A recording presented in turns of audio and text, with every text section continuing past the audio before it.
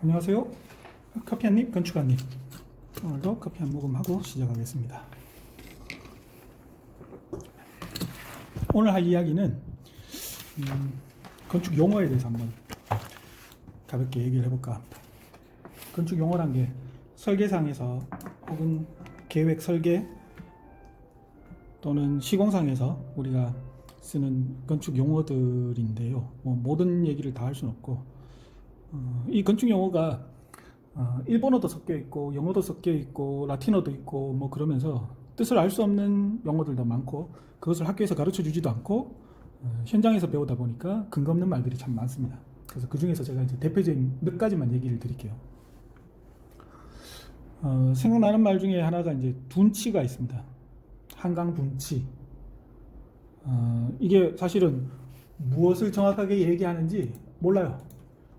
둔치가 어느 부위를 어떤 형태를 갖다가 둔치라고 얘기하는지. 그래서 물가의 언덕, 호수의 가장자리를 뜻하는 우리말이라고 하는데 이게 둔자는 한자가 이렇게 있는데 그 뒤에 말은 없습니다. 그리고 이걸 고수부지라고 하는 사람들도 있는데 고수부지의 고수부는 일본 말입니다. 그 뒤에 땅 지자를 갖다가 넣어서 이걸 억지로 만든 말 같아요. 그래서 이 말도 좀 근거가 없는 이상한 말입니다, 사실. 그리고 또 넘어가 보죠.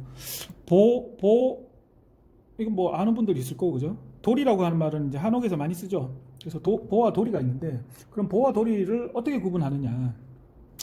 예를 들어서 한옥을 이렇게 지붕을 이렇게 그리면은 이제 이 가장 높은 부분에 이 선을 이은 것을 용마루라고 하죠.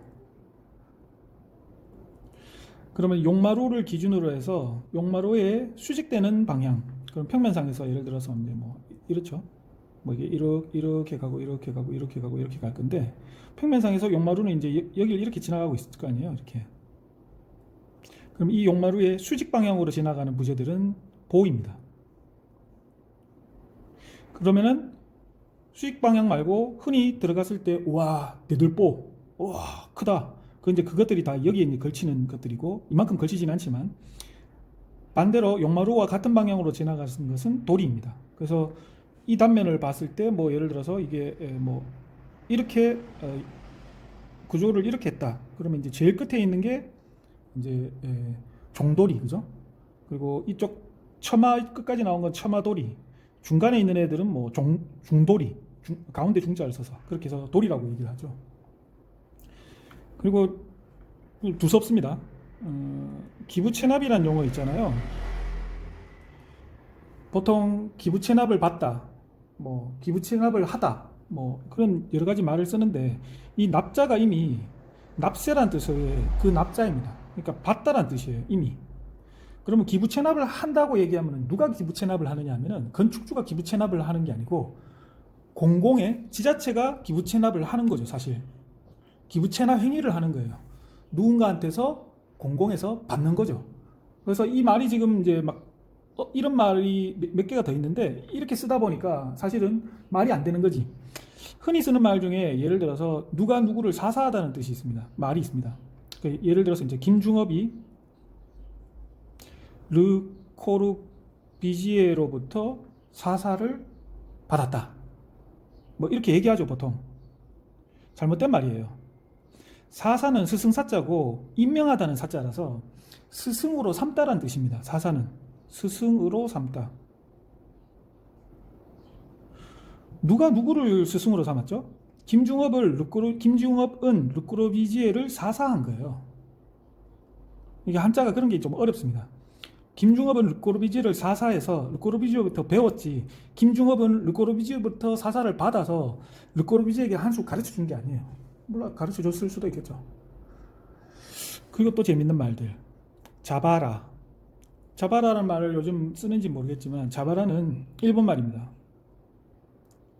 대체어가 딴 거 없어요. 그리고 이것을 쓰는 건축상에서 이 말을 쓰는 곳은 이제 주름문밖에 없죠. 요즘은 차라리 더 많이 쓰는 말이 있죠. 영어로 그냥 폴딩 도어. 그래서 자바라는 말을 많이 안 쓰는데 이렇게 있습니다. 그리고 사실 해배 얘기도 해야 되는데 이거 워낙 많이 쓰고 있어서 류배, 해배, 그죠? 해배는 평방이란 말이고 류배는 입방이란 말이에요. 일본 말입니다. 근데 이것을 저는 그냥 제곱미터라고 하고, 입방미터를 우리가 세제곱을 이야기할 경우는 잘 없죠. 그래서 저는 그냥 평방미터 아니면 제곱미터라고, 주로 제곱미터라고 얘기는 하는데 스퀘어미터라고 해도 어차피 미터가 영어니까. 근데 저는 이 말을 쓰는 것에 대해서 무슨 문제가 있냐면은, 그러니까 옛날에는 은행 객장에서 은행원들이 돈 세듯이 침 발라가면서 이렇게 숲에 꺾어서 세는 걸 되게 멋있게 생각했는데, 그래 봐야 그게 은행 직원같이 보이는 거지, 그게 뭐 대단히 그렇게 뭐 고급스러워 보이는 건 아니잖아요. 마찬가지인데, 건축사정가나 뭐 예를 들어서 금융 쪽이나 금융을 한다든가 이런 사람들도 해배라는 용어를 써요. 그러면 자기들도 마치 건축 전문가인 것처럼 보이나 봐. 근데 그것을 듣는 건축 전문가인 입장에서는 되게 불편하죠. 이거 어차피 이 말 자체도 일본 말이고 사람들이 무슨 말인지 모른 채로 그냥 쓰는 건데, 그래서 좀 씁쓸합니다, 이런 말을 들으면. 또 다른 이야기를 해볼게요. 공정과 종은 구분하시죠. 이 정도는 구분을 하셔야지, 그죠? 공정은 과정이니까 어떤 순서상에서 공정이 어떻게 되느냐. 공종은 종류를 얘기하는 거죠. 공사의 종류. 여기 하나 되게 대박인 거 하나 있습니다. 오비키. 이거 제가 어디였더라? 그게 기술사협회에 가서 수업을 듣는데 정말 헛소리를 하더라고요. 뭐냐면은 오비키의 오는 오가 아닙니다. 이 말 자체가 전체가 일본 말이거든요. 일본 말의 오는 이게 클 대자를 써서 그 말을 좀 높이는, 어떤 개념을 높이는 뜻이에요. 근데 기술사협회에서는 이런 얘기를 하더라고요.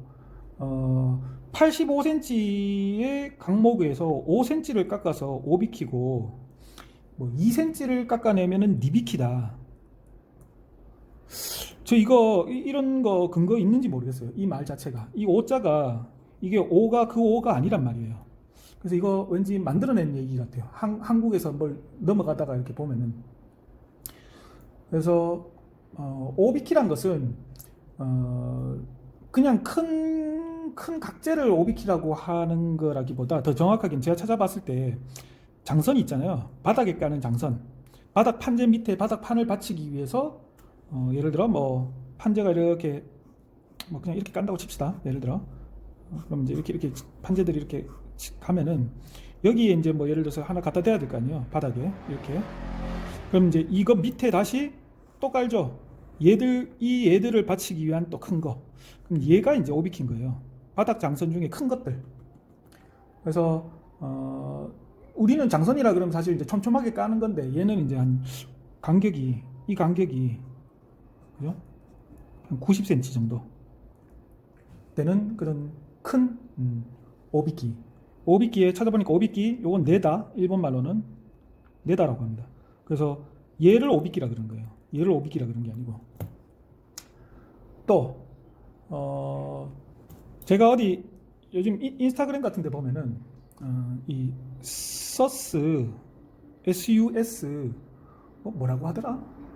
SUS 뭐 최고급 제품을 썼다 그러던가, 뭐 SUS 304 뭐 이런 걸 썼다고 자랑하는 어떤 제품들이 있더라고요. 디자인을 꽤 잘했고 대표는 젊은 사람이에요. 그래서 제가 옛날에도 우리가 이제 이런 용어를 썼었는데, SUS는 일본 공업 규격입니다. 그래서 이제 두 가지 의미가 있겠죠. 일본제 최고급 제품을 썼다. 일본제, 혹은 더 정확하게 일본의 규격의 엄청 최고 등급의 제품이다. 근데 그게 그렇게 중요하나요? 소비자들이 요즘 일본 공업 규격의 최고 등급을 했다고 하는 것을 보고 이렇게 뭔가를 좋아하는지 저는 모르겠어요. 왜 우리는 KS 안 쓰고 JIS를 갖다가 써서 이런 표현을 해야 되는지. JIS에서는 STS입니다. 스테인리스 스틸이 SUS가 아니에요. 그래서 STS를 쓰던가, 아니면 좀 우스갯소리로 우리들 흔히 농담 비슷하게 스댕 그러잖아요. 스댕을 쓰던가 뭐 그래야 될 거 아니에요. SUS는 좀 그렇죠. 뭐 우리가 아직도 뭐 산업적으로 일본의 어떤 제품의 많은 부분에 1등하긴 하지만, 우위를 따지면은 열한 부분이 있긴 하지만 어쨌든. 그리고 보양하다는 말을 쓰는데 흔히, 다음 넘어갈게요. 보양은 콘크리트 양생을 보호한다는 뜻입니다. 양생을 보호한다. 근데 요즘은 보양이 뭐냐면 예를 들어 추울 때 쉽게 말하면은 야 너 옷 좀 더 입어서 보양해라 뭐 이런 뜻으로 쓰는 거예요. 덮으면 다 보양이에요. 에어컨에 먼지 들어간다고 비닐로 덮는 것도 보양이라 그러더라고요. 그 보양은 다시 말씀드릴게요. 콘크리트 양생 보호하는 겁니다. 그 행위를 얘기하는 거예요. 그리고 여기 또 하나 대박이 있습니다. 엑셀 파이프 제가 제가 지인들한테는 몇 번씩 얘기를 했는데 엑셀 파이프라는 것을 설비에서 쓰잖아요. 이 엑셀이 무슨 말인지 압니까? 엑셀. 보통 흔히 이제 한글로 이렇게 쓰거든요. 엑셀. 그럼 뭐 빌 게이츠? 마이크로소프트? MS? 아닙니다. 엑셀 이렇게 쓰는 건데요. XL이죠. XL. X는 흔히 영어에서 크로스를 줄여서 X라고 표현하죠. 크로스. CROSS. 이렇게 겹치고 건너뛰고 가로지르고 하는 것들, 그죠? 크로스 컨트리, 엑스 컨트리, 뭐 이런 식으로. L은 링크의 약자입니다. 크로스 링크. 감 오시나요? 뭐냐면은 전에는 예를 들어서 뭐 십자를 만들거나 관이 지나갈 때 꺾어야 된다든가 할 때 이게 엘보를 부재를 대고 동관으로 이렇게 만들었죠. 뭐 부재가 따로 있어야 될 거 아니에요. 그래서 여기 이제 뭐 용접을 하거나 실링을 하고 용접을 하고 뭐 했었는데 그게 아니고 이제 이 제품은 그냥 그 자리에서 꺾어서 쉽게 이을 수 있는 제품을 만들어낸 거죠. 합성수지로. 그래서 그것을 엑셀 파이프라고 하는 겁니다. 알고 계세요? 가세란 용어가 있는데 가세는 사전에 이걸 순우리말 한글이라고 얘기하던데 엉터리입니다. 가세는 영어죠. 거세트. 예를 들어 가세는 이런 겁니다. 우리가 이제 뭐 라멘 구조 같이 이렇게 사방에 이렇게 선재로 뭔가 이렇게 했어요. 그러면 만들었어요. 그럼 여기서 눌러버리면 이게 휘어버릴 거 아니에요, 그죠? 이거는 이제 구조적인 이 정도 구조는 다들 알고 계시잖아요, 그죠? 그러면 얘를 버티기 위해서는 뭐 십자로 하든가 뭘 해야 되는데 예를 들어서 십자로 그냥 여기에 기술적으로 이걸 그냥 붙일 수가 없잖아요. 그럼 이제 이렇게 삼각형으로 이런 판재를 대죠. 판재를 양쪽에 대고 그 판재에 붙여서 선재로 보강을 하잖아요. 그러면은 그 판재가 가셋입니다.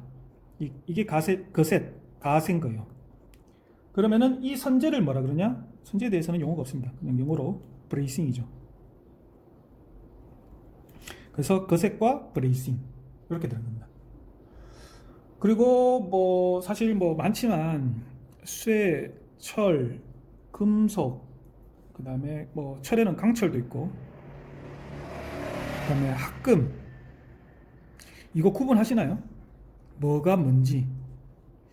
이거 정말 이거 심각합니다. 이거 학교에서 이런 걸 가르쳐 줘야 되는데 가르쳐 주질 않아요. 쇠가 뭐며 철이 뭐며 금속이 뭐며 강철은 뭐며 합금이 뭔지. 그래서 이런 말들이 우리가 학교에서 건축의 어떤 기본 개념을 제대로 가르쳐 주질 않는 거예요. 그러니까 개념이 불분명하니까 그 위에 쌓는 탑이 불안정할 수밖에 없지. 마지막으로 하나 웃기는 것도 얘기할게요. 수벽이라는 용어 알고 계시죠? 많이 쓸 겁니다. 수벽 그러면 뭘 얘기하냐면은 예를 들어서 인면상에서 실내에 문이 이렇게 있으면은 개구를 골조를 이제 해가지고 콘크리트 이렇게 하고 나면은 이 부분을 수벽이라 그러죠. 내려온 부분. 혹은 캔틸러버로 이렇게 있는데 사실 이거 뭐라 그러죠? 이 보 내려오는 거 이것도 수벽이라 그러죠. 흔히 수벽 1번 말입니다. 이거 1번 말이에요. 뭐냐면은 숫자는 소매 숫자입니다. 일단은 한자인데 소매 숫자예요. 소매 숫자고 벽은 벽이죠.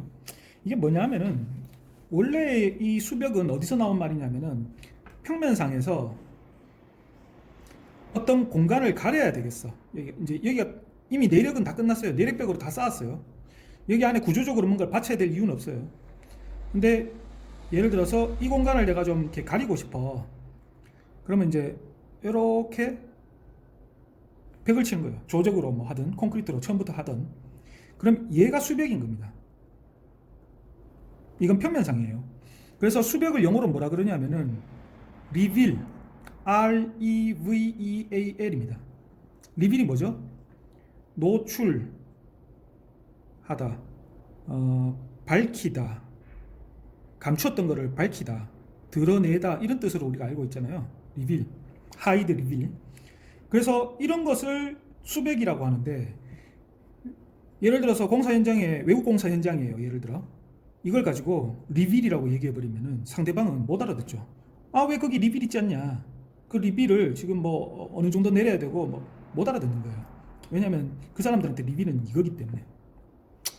그래서 뭐 이 정도로 하고, 우리가 입으로 전달되는 말들이 그게 너무나 많기 때문에 실제로는 변형이 일어나고 왜곡이 되면서 앞에서 얘기했던 게 말단에 가서는 엉뚱한 얘기를 하게 되는 그런 것이 지금 상당히 많고, 교육의 문제다. 건축 교육에서 우리가 가장 기본이 되는 것을 가르치지 않는 거예요. 교수들도 모릅니다. 이건 교수들도 몰라요. 왜냐하면 교수들이 이런 걸 배운 적이 없거든. 지금 교수들이 실무에서나 교육 현장에서 학문으로 이런 걸 다뤄본 적이 없단 말이야.